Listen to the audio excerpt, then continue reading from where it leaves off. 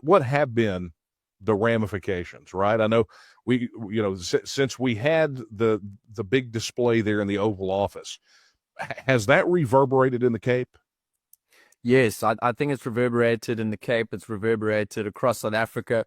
It's reverberated across the African continent, and I think much of the world. Certainly, in my interactions with other independence movements across Africa, they are very aware of what's been happening, and and and these are Black African tribes who are tremendously emboldened and strengthened and hopeful by the Trump presidency. That's important to note, that it's not just, and let me also say that we're talking about Boer genocide here, which is white Afrikaans farmers, but the majority population here in the Cape is an ethnic group called colored. And I know colored doesn't translate correctly to an American audience because I think the word means something differently there. But basically, it's a term that this ethnic group refers to themselves as. And I suppose you could also call Cape coloreds brown Afrikaners. The majority language of the Cape colored people is Afrikaans.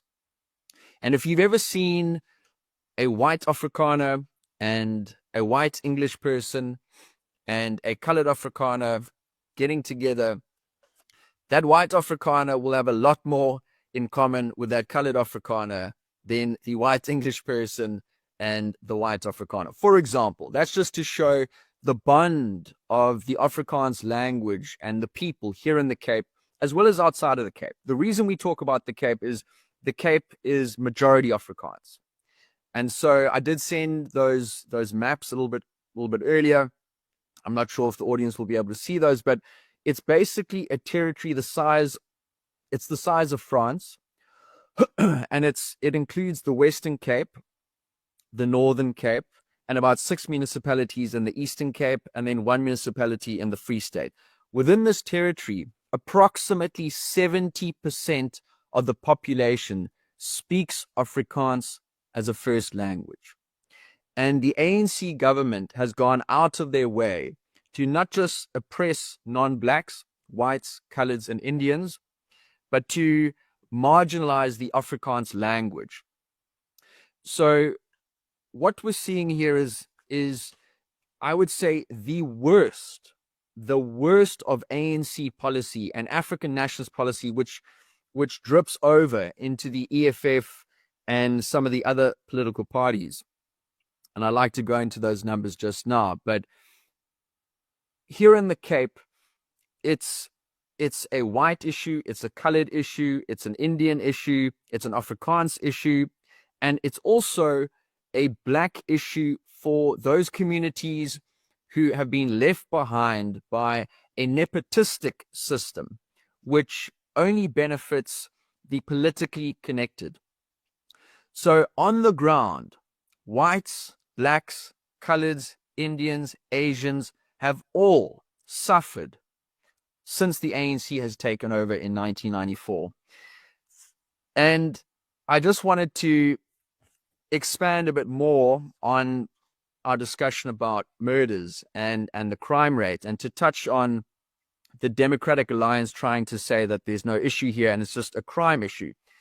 That's not entirely incorrect, but it doesn't excuse the duplicitousness to say that there is not an issue with Afrikaans, white Afrikaans farmers being slaughtered. So there in America, you guys have got a murder rate of 5.5 per 100,000. Israel has a murder rate of 2.4 per 100,000. Australia, 1.7 per 100,000. Switzerland, 0.8 per 100,000. And the Japanese, 0.5 per 100,000. This is a broad spectrum of normal countries around the world. In America, you have a decent amount of crime and a decent amount of murders. India, a little bit higher at 8.2 per 100,000. Now let's move into war zones. War zones like Iraq have a murder rate of 40 per 100,000. Afghanistan, 46 per 100,000. Somalia, 34 per 100,000.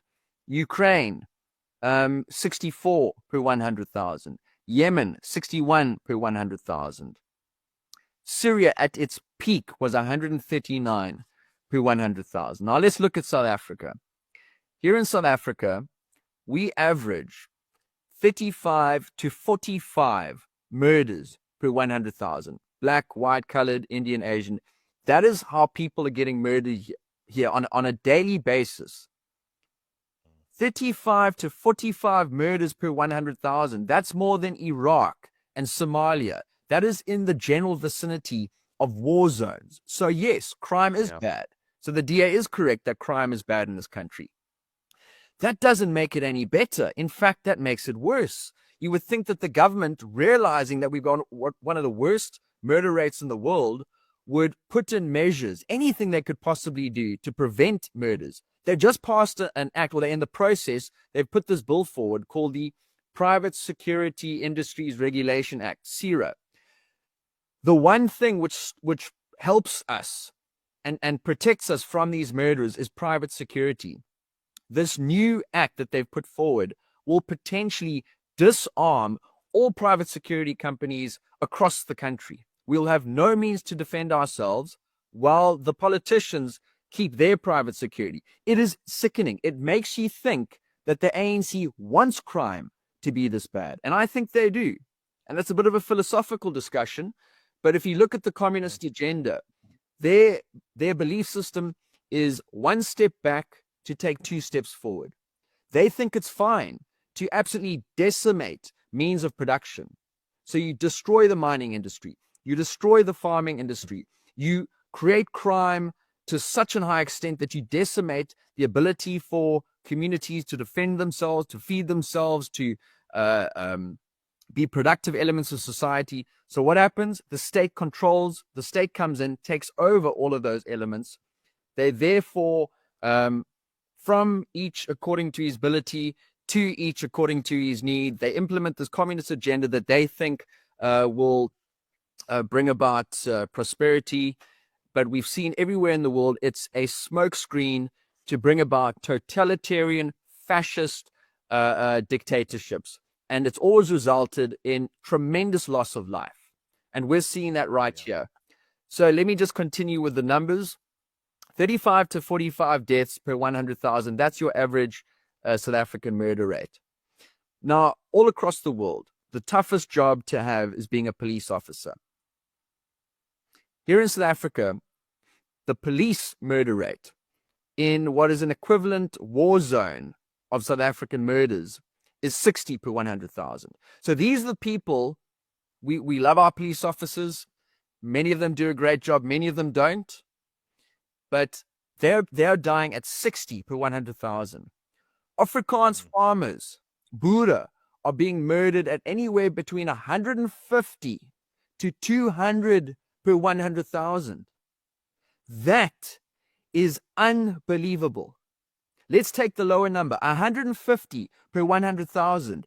Syria at its peak at 139 per 100,000 in a war zone. How can you tell me that white Afrikaans farmers are not being targeted when political leaders are singing, chanting, "Kill the Boer" to stadiums filled with thousands, tens and hundreds of thousands of people singing "Kill the Boer"? And these are the murder rates that we're seeing.